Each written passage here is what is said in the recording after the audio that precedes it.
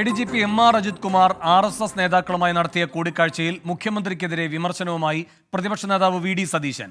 മുഖ്യമന്ത്രിയുടെ study class അല്ല, ആരോപണങ്ങൾക്ക് മറുപടിയാണ് വേണ്ടത് എന്ന് പ്രതിപക്ഷ നേതാവ് വ്യക്തമാക്കി. കൂടിക്കാഴ്ചയുമായി ബന്ധപ്പെട്ട 7 ചോദ്യങ്ങൾ ഉയർത്തിയാണ് പ്രതിപക്ഷ നേതാവിന്റെ വിമർശനം. സലിം മാലിക് തിരുവനന്തപുരത്ത് നിന്ന് കൂടുതൽ വിവരങ്ങളുമായി ചേരുന്നു. സലിം, എന്തൊക്കെയാണ് ഈ 7 ചോദ്യങ്ങൾ? വേണു, പ്രതിപക്ഷ നേതാവ് വിദേശത്ത് ഇരുന്നുകൊണ്ട് ഒരു വാർത്താക്കുറിപ്പിലൂടെയാണ് മുഖ്യമന്ത്രി ഇന്നലെ നടത്തിയ പ്രസംഗത്തിന് മറുപടി നൽകിയിരിക്കുന്നത്. അത് അക്കമിട്ട 7 ചോദ്യങ്ങളിലൂടെയാണ് ആ മറുപടി ഉള്ളത്. അതിലെ ചോദ്യങ്ങൾക്കാണ് മുഖ്യമന്ത്രി ഉത്തരം നൽകേണ്ടത്. അതിനു പകരം ഏതെങ്കിലും ചരിത്രത്തെ വളച്ചൊടിക്കലല്ല ചെയ്യുന്നത് എന്ന് പറഞ്ഞുകൊണ്ടാണ് 7 ചോദ്യങ്ങൾ ചോദിച്ചിരിക്കുന്നത്. അതിൽ പ്രധാനപ്പെട്ട ചോദ്യം RSSന്റെ നേതാവായ ദത്താത്രേയ ഹൊസബേലയുമായി ADGP MR അജിത് കുമാർ കൂടിക്കാഴ്ച നടത്തിയത് എന്തിന് എന്നുള്ളതാണ് ഒന്നാമത്തെ ചോദ്യം. രണ്ടാമത്തെ ചോദ്യം RSS നേതാക്കളുമായി മണിക്കൂറുകൾ ചർച്ച നടത്തിയതിന്റെ കാരണമെന്ത് എന്നുള്ളതാണ്. മൂന്നാമതായി ചോദിച്ചിരിക്കുന്നത് മുഖ്യമന്ത്രിയുടെ രാഷ്ട്രീയ ദൂതനായിട്ടല്ലേ ADGP അവിടേക്ക് പോയത് എന്നതാണ്. നാലാമത് ADGP ഉപയോഗിച്ച് BJPയുടെ അജണ്ട പ്രകാരമല്ലേ മുഖ്യമന്ത്രി പൂരം കലക്കാൻ നിന്നത് എന്നുള്ളതാണ് നാലാമത്തെ ചോദ്യം. ഒപ്പം അഞ്ചാമത്തെ ചോദ്യം പ്രതിപക്ഷത്തിനൊപ്പം LDFലെ ഘടകകക്ഷികൾ ഉൾപ്പെടെ ADGPയെ സ്ഥാനത്ത് നിന്ന് മാറ്റണമെന്ന് പരസ്യമായി ആവശ്യപ്പെട്ടിട്ടും അതിൽ നടപടിയെടുക്കാത്തത് എന്തുകൊണ്ട് എന്നുള്ളതാണ് അഞ്ചാമത്തെ ചോദ്യം. ആറാമത്തെ ചോദ്യം കോവളത്ത് റാമാധവും ADGPയും തമ്മിലുള്ള കൂടിക്കാഴ്ച നടന്നപ്പോഴുണ്ടായിരുന്ന പ്രമുഖൻ ആര് എന്നുള്ളതാണ്. മുഖ്യമന്ത്രിയുടെ ബന്ധു ഉൾപ്പെടെ ആ കൂടിക്കാഴ്ചയിൽ പങ്കാളിയായിരുന്നു എന്ന അതിനുശേഷം ഈ വാർത്ത വന്നതിന് ശേഷമുള്ള ആരോപണം ശക്തമായിരുന്നു. അതിന് മുഖ്യമന്ത്രി മറുപടി പറഞ്ഞിട്ടില്ല. ഏഴാമത്തെ ചോദ്യം 10 ദിവസമായി ഒരു CPIMന്റെ തന്നെ MLA മുഖ്യമന്ത്രിയുടെ ഓഫീസിനെയും പോലീസ് സംവിധാനങ്ങളെയും ആകെ കുറ്റപ്പെടുത്തിക്കൊണ്ട് ഉന്നയിക്കുന്ന ആരോപണങ്ങൾ ശരിയോ തെറ്റോ എന്നുള്ളതാണ്. അങ്ങനെ ഈ 7 ചോദ്യങ്ങളാണ് അക്കമിട്ട് മുഖ്യമന്ത്രിയോടായി പ്രതിപക്ഷ നേതാവ് ചോദിച്ചിരിക്കുന്നത്. ഈ ചോദ്യങ്ങൾ CPIMന്റെ ഉൾപ്പെടെ പ്രധാനപ്പെട്ട നേതാക്കൾ ഒപ്പം മുന്നണിയിലെ ഘടകകക്ഷികളായ മറ്റുള്ളവരൊക്കെ ചോദിക്കുന്നുണ്ട്. എന്നിട്ടും കാതലായ ഈ ചോദ്യങ്ങൾക്ക് ഉത്തരം നൽകാതെ ചരിത്രത്തെ വളച്ചൊടിക്കലും ഇല്ലാത്ത സ്റ്റഡി ക്ലാസ് നടത്തലുമാണ് മുഖ്യമന്ത്രി ചെയ്യുന്നത് എന്നുള്ളതാണ് പ്രതിപക്ഷ നേതാവിന്റെ ആരോപണം. മാത്രമല്ല, പിണറായി വിജയനും CPIMനും RSSുമായുള്ള ബന്ധം പരസ്യമായ രഹസ്യമാണ്. അതുകൊണ്ടാണ് EP ജയരാജനെ പുറത്താക്കിയത്.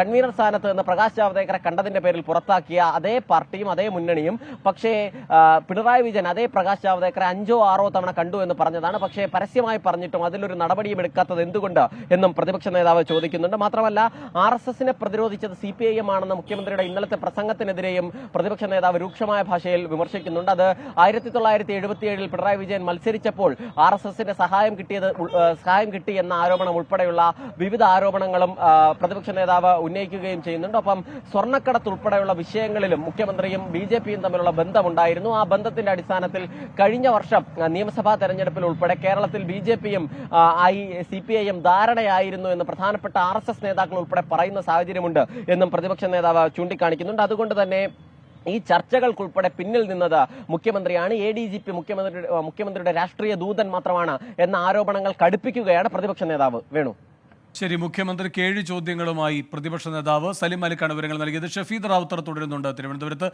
ഷഫീദ്, ഈ ADGP 4 ദിവസത്തെ അവധിക്ക് പോകുന്നു എന്നതിനെ സംബന്ധിച്ച് ഒരുപാട് അഭ്യൂഹങ്ങൾ ഉണ്ടായിരുന്നു. ഇപ്പോൾ അവധി വേണ്ട എന്ന് അജിത്ത് തീരുമാനിക്കുന്നത് എന്തുകൊണ്ടാണ്?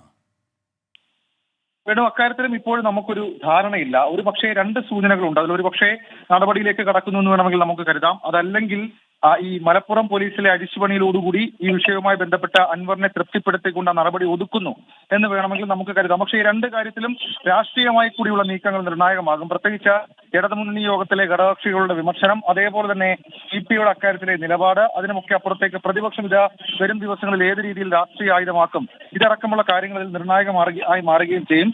വേണു, ഇക്കാര്യത്തിൽ പുറത്തു വരുന്ന മറ്റൊരു വിവരം, അതായത് ഈ റാം മാധവുമായുള്ള കൂടിക്കാഴ്ച, അത് ആ കൂടിക്കാഴ്ചയുമായി ബന്ധപ്പെട്ടെന്ന വാർത്താ സമ്മേളനം ഒടുവിൽ പ്രതിപക്ഷ നേതാവ് നടത്തുമ്പോൾ ADGP MR അജിത് കുമാറിനൊപ്പം റാം മാധവനെ കണ്ട ആളുകളുടെ പേര് കേട്ടാൽ കേരളം ഞെട്ടും എന്നുള്ളതായിരുന്നു. പക്ഷേ അതിനുശേഷം പുറത്തു വന്ന ചർച്ചകളും അഭ്യൂഹങ്ങളും, അത് ചെന്നൈയിലെ മലയാളി വ്യവസായിയായിട്ടുള്ള R പ്രേംകുമാർ, അതേപോലെ മുഖ്യമന്ത്രിയുടെ പിണറായി വിജയന്റെ സഹോദരന്റെ കൊച്ചുമകൻ ജിഗീഷ് നാരായണൻ, RSS നേതാവ് A ജയകുമാർ എന്നിവരുടെ പേരുകളായിരുന്നു. പക്ഷേ അതിൽ ഈ ചെന്നൈയിലെ വ്യവസായിയായിട്ടുള്ള പ്രേംകുമാറും അതേപോലെ തന്നെ ജിഗീഷ് നാരായണനും ആരോപണം പൂർണ്ണമായും തള്ളുകയാണ്. ജിഗീഷ് നാരായണൻ അക്കാര്യത്തിൽ അദ്ദേഹം പറയുന്ന കാര്യം റാം മാധവനെ തനിക്ക് അറിയുക പോലുമില്ല എന്നുള്ളതാണ്. മാത്രമല്ല, അപകടത്തിൽപ്പെട്ട് താൻ ചികിത്സയിലാണ്. വിവാദങ്ങളിലേക്ക് വലിച്ചിഴക്കരുതെന്ന് കൂടി അദ്ദേഹം പറഞ്ഞു വെക്കുന്നു. ഏതായാലും അതടക്കമുള്ള കാര്യങ്ങളും രാഷ്ട്രീയമായി ചർച്ചയാകുന്നുണ്ട്. ഏതായാലും വേണു സൂചിപ്പിച്ചതുപോലെ തന്നെ അജിത് കുമാറിന്റെ വിഷയത്തിൽ മുഖ്യമന്ത്രി അദ്ദേഹത്തെ സംരക്ഷിക്കുകയാണ് എന്നുള്ള ആക്ഷേപം മുന്നണിക്കുള്ളിൽ തന്നെ ശക്തമായ ഒരു സാഹചര്യത്തിൽ ഇന്നത്തെ മുന്നണി യോഗം വരും ദിവസങ്ങളിലെ CPM-ന്റെ നേതൃയോഗങ്ങൾ അതടക്കം നിർണായകമാകും. വേണു. ശരി, സലിം അലക്കം തുടരുന്നുണ്ട്. സലിം, ഈ 7 ചോദ്യങ്ങളൊക്കെ ചോദിക്കുമ്പോൾ ഏറ്റവും പ്രധാനപ്പെട്ട ആരോപണമായി കഴിഞ്ഞ ദിവസം പ്രതിപക്ഷ നേതാവ് പറഞ്ഞ കേരളത്തെ ഞെട്ടിക്കുന്ന ആ കൂടിക്കാഴ്ചയിലെ 2 പേരുടെ പങ്കാളിത്തമുണ്ട്. ആ 2 പേരും അത് നിഷേധിച്ചിരിക്കുകയാണ്. ഇതേപ്പറ്റി ഒന്നുമില്ലേ ആ കുറിപ്പിൽ?